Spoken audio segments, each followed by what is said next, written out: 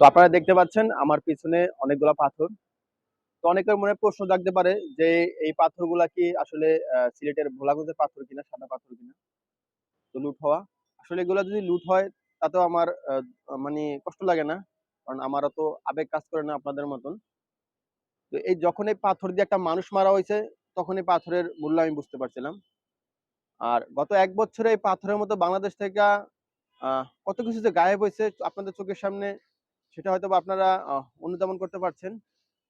তো আসলে আমি এই যে একটা একটা গামছা নিয়ে বসে রয়েছি, কারণ বাংলাদেশের বর্তমান যে পরিস্থিতি, কখন যে মানে লজ্জার কি বলবো, কখন যে প্যান্ট খুলে নিয়ে যায় তার কোনো নির্দিষ্ট কোনো নিশ্চয়তা নাই।